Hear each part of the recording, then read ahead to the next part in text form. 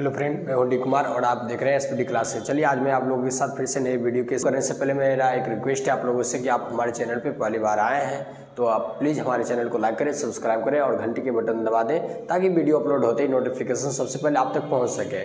चलिए आज का जो सेशन है वो मैथ का टॉपिक है और ये एपी चैप्टर का है, जिसको हम लोग क्या बोलते हैं, समांतर श्रेणियाँ। क्या बोलते हैं? समांतर श्रेणियाँ। समांतर श्रेणियाँ बनाने से पहले मैं उसके बारे में कुछ टॉपिक के बारे में बता दूं। समांतर श्रेणियाँ कोई भी जब लिखा हुआ रहता है समीकरण, ठीक है, तो जैसे ही क्वेश्चन के दिया गया कि AP 11, 8, 5, 6 इस तरीके से कुछ भी सीरीज लिखा हुआ रहेगा तो ये सीरीज में हम लोग को देखना होगा कि पहले वो AP में है या नहीं है। इसको जानने के लिए हमको क्या निकालना पड़ता है कि सारवंतर निकालना पड़ता है। सारवंतर मतलब क्या होता है कि जो भी सीरीज दिया गया होगा उस सीरीज के दो पदों के बीच के अंतर को क्या कहा जाता है? सारवंतर कहा जाता है। और सारवंतर को हर हमेशा डी से, स्मॉल डी से सूचित किया जाता है, ठीक है। और इसमें देखिए कि बहुत सारे पद के रूप में रहेगा। सीरीज जो रहता है कि 2, 3, 4, 5 को दिया हुआ रहता है, उसमें 4, 5 सीरीज में क्या दिया रहेगा कि पहले जो लिखा रहेगा उसको बोलेंगे प्रथम पद, दूसरा को दूसरा पद, तीसरा चौथा, इस तरीके से पद लिखा रहता है, ठीक है। तो पद को लिखने के लिए हम लोग स्मॉल ए का यूज करते हैं, A1, A2, A3, A4 इस तरीके से क्या करते हैं, यूज करते हैं, है ना। तो चलिए आप लोग ध्यान से देखिएगा। प्रथम पद को किससे सूचित करेंगे? A1 से, दूसरे पद को A2 से, तीसरे पद को A3 से, चौथे पद को A4 से, पांचवें पद को A5 से। इसी तरीके से जो भी सीरीज रहेगा आदि सौम्य पद कहेगा तो कितना लिखेंगे? A100 लिखेंगे, समझ गए ना। और सारवंतर के बारे में तो मैंने पहले चर्चा कर दिया कि सारवंतर क्या होता है कि दो पदों के बीच के अंतर को क्या कहा जाता है? सारवंतर कहा जाता है। चलिए राइट, तो चलिए वीडियो को शुरू करते हैं। कि कभी कभी ध्यान में रखना है कि क्वेश्चन जब हम लोग पढ़ेंगे परीक्षा में, जब बोर्ड एग्जाम में आप लोग बैठिएगा और बैठने के बाद आपको जब सामने क्वेश्चन आएगा, क्वेश्चन में लिखा रहेगा कि वो AP का है और AP में पूछेगा कौन सा पद, क्या लिखेगा? क्वेश्चन को समझने का ट्रिक समझिए कि कौन सा पद पूछ रहा है। कौन सा पद मतलब क्या होता है? कहने का मतलब उसमें n का मान पूछ रहा है। किसका मान पूछ रहा है? n का मान पूछ रहा है। कौन सा पद लिख दिया तो क्या पूछ रहा है? n का मान पूछ रहा है। कितने पद हैं इसमें भी किसका पूछ रहा है? n का मान पूछ रहा है। यानी कि टोटल जो उसमें सीरीज दिया रहेगा उसमें कितना पद है नहीं है, इसको लिखने के लिए किससे? n से सूचित किया जाता है। पदों के योग यदि पूछ देगा कि 100 पद है और पदों का योग निकालना है, पदों के योग को लिखने के लिए कैपिटल S स्मॉल n का प्रयोग किया जाता है, यानी कि ये हो गया। ध्यान दीजिएगा। अब अंतिम पद को लिखते हैं AP में AN या T या L, समझ गए ना। T से भी लिखा जाता है, L से भी लिखा जाता है, AN से, लेकिन हम लोग AN का ज़्यादा यूज करते हैं। तो चलिए इसको समझ गए ना कि कौन सा पद लिखा रहेगा। तो n का मान पूछ रहा है, कितने पद है, फिर भी n का पूछ रहा है। अंतिम पद ज्ञात करें तो किसका मान पूछ रहा है? AN का मान पूछ रहा है। पदों का योग पूछ रहा है तो उसमें SN का मान पूछ रहा है, ठीक है। तो चलिए इस तरीके से क्वेश्चन समझना है आप लोग को। तो चलिए हम लोग क्वेश्चन को हल करते हैं। और जो क्वेश्चन आपको बोर्ड पर लिखा गया है ये क्वेश्चन भिविया है, ठीक है। ये परीक्षा के दृष्टिकोण से लिया गया है और ये कई बार पूछ चुका है। तो चलिए देखते हैं कि क्या AP 11, 8, 5, 2 डैश डैश एक AP के प्रथम के पद -150 से क्यों? पहली क्वेश्चन समझिएगा। क्या AP 11, 8, 5, 2 डैश डैश का एक पद -150 है क्यों? तो सबसे पहले ऐसा क्वेश्चन दिया रहेगा तो हमको क्या निकालना पड़ेगा? D के बारे में समझना पड़ेगा। तो हम क्या लिखेंगे? 1 नंबर का हल करते हैं, ठीक है। तो देखना है तो सबसे पहले निकालेंगे A2 - A1, क्योंकि हर हमेशा दूसरा पद से पहला पद का अंतर सारवंतर कहलाता है। तो A1 निकालेंगे तो क्या होगा? यानी कि 8 - 11 बराबर कितना? -3। फिर A3 - A2 निकालेंगे तो कितना होगा? 5 - 8 बराबर कितना? -3। फिर इसी तरह से A4 - A3 निकालेंगे तो क्या होगा? 2 - 5 इक्वल टू -3। तो हमने क्या देखा कि यहाँ भी -3 -3 यानी कि प्रत्येक पद में सारवंतर समान है, अतः ये AP में है। लिख देंगे अतः दी गई संख्या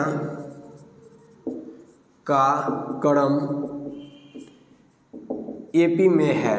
क्या है? AP में है। और इसमें AP में है तो इसका प्रथम पद क्या है? तो पहला पद 11 है। क्या है? पहला पद 11 का एक पद -150 है। तो मान लेते कि माना कि AN वां पद क्या होगा? 150 माइनस में है। अब ए एन को क्या लिखते हैं, A plus N minus 1 into D बराबर कितना -150।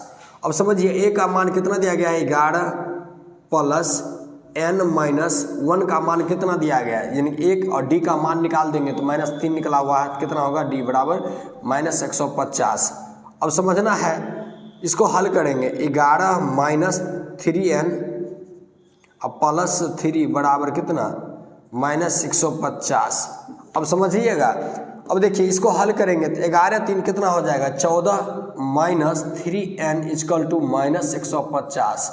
अब इस बार माइनस में उस पार भेज देते हैं तो क्या होगा -3n इक्वल टू -150। अब माइनस में 14 -3n इक्वल टू हो जाएगा माइनस में 164, क्योंकि 50 में 14 जोड़ेंगे 164 हो जाएगा।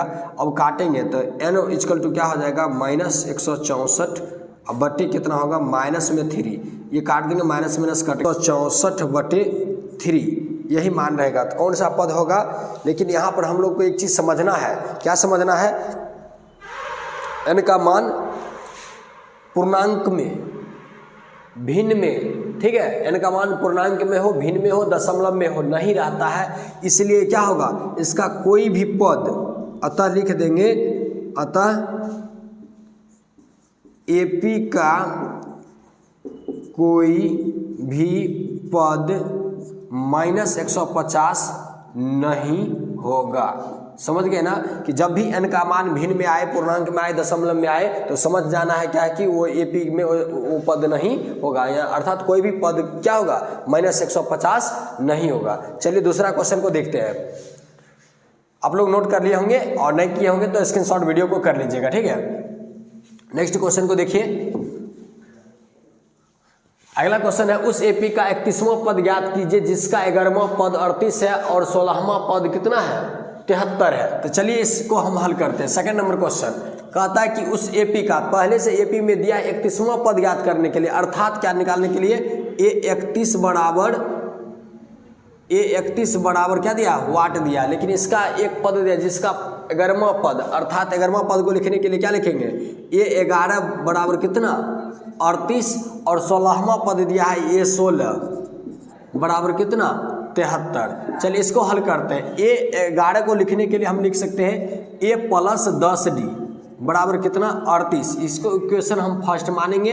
फिर 16 को लिखने के लिए क्या लिखेंगे A प्लस 15D बराबर 73, इसको इक्वेशन सेकंड मानेंगे।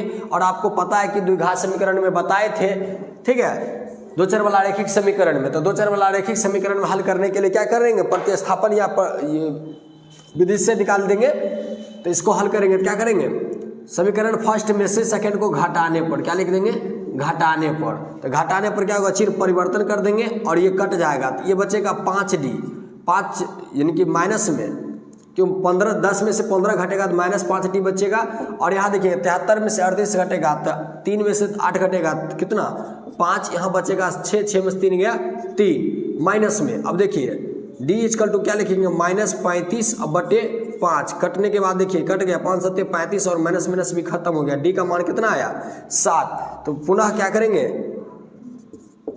पुनः D का मान समीकरण कोई भी समीकरण में रख दीजिए, फर्स्ट में या सेकंड में, तो समीकरण फर्स्ट में रखने पर तो समीकरण फर्स्ट देखिए कितना है A प्लस 10 और D का मान कितना 7 बराबर कितना 38।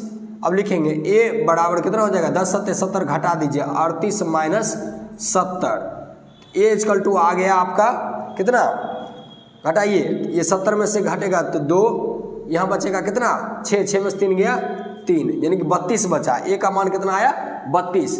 अब निकालना क्या है हमें, क्वेश्चन में कह रहा था 31वां पद लिखने के लिए A प्लस 30D क्या निकालेंगे A प्लस 30D बराबर, A का मान कितना निकला 32 प्लस 30 गुण D का मान है 7, तो बराबर देख लीजिए 32 प्लस 7 21 210 कितना हो जाएगा